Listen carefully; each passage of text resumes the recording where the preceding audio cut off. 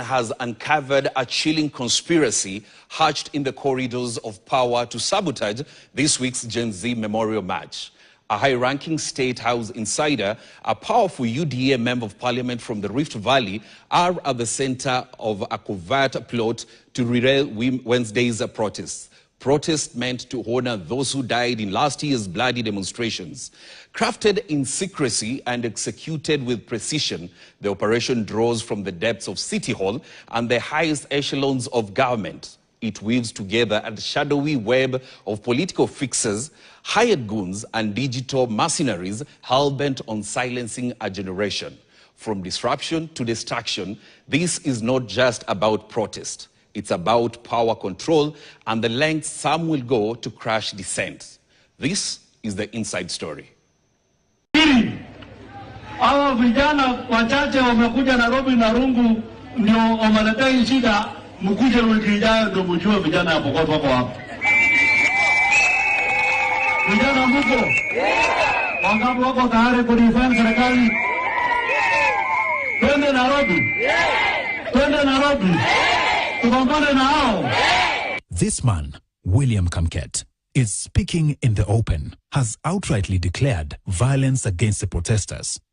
KTN has established that Kamket is working under the command of two top figures, a State House operative and an influential UDA MP from Rift Valley, close to the house on the hill.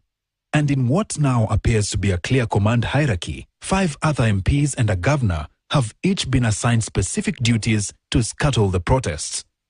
The 5 are 2 MPs from Kisii County, 2 from Central Kenya, and a female MP from the Rift Valley.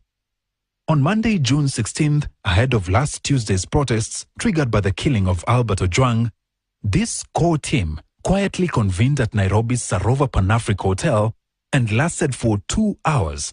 The meeting discussing ways to neutralize the protests, and the results were out in the open. The grand plan that brings together senior government figures, parastatal heads, and digital propagandists aims to plant goons in key protest zones across Nairobi's CBD, arm them with clubs and other weapons, and unleash them to defenseless protesters. The recruitment of the attackers targets young, jobless men from Nairobi's informal settlements of Mathare, Korogocho, Kibera, Kawangware, and Kayole, promised cash and protection in exchange for silence and brute force. KTN has now obtained damning WhatsApp messages and internal memos that expose the anatomy of this counter-protest operation. The operation is being coordinated and driven by a woman identified as Antonella Kakuko, known in political circles as simply Nella. She is a key figure in UDA's communication team, feared and revered, tasked with mobilizing millions of shillings to bankroll the mission. Her latest tweets speak of a venomous woman on a mission. Pick this one for instance. Marehemu watarajiwa wa Wednesday is Wednesday na occupy State House and other protected areas. Laleni salama. Hiyo haraka ya kwenda Sayuni sijui mmeitoa wapi. Lakini Waswahili husema, mtoto akililia wembe, mpe. At City Hall and running a seemingly parallel process is a lady identified as Elizabeth Waithera, popularly known as Liz, who has emerged as a central figure in last Tuesday's recruitment of goons. Some of the goons have since confessed that they had been recruited to work on behalf of Nairobi Governor Johnson Sakaja. But the governor has come guns blazing. I have never and will never sponsor violence of any kind.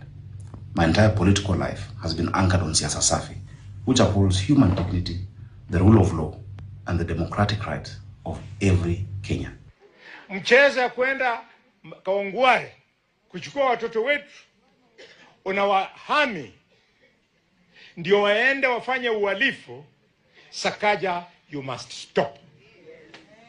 Wewe walikupigia kura Nairobi, upatie wale vijana ajira, sio kwamba wapatie silaha ya kuingia katika vitendo ya uhalifu.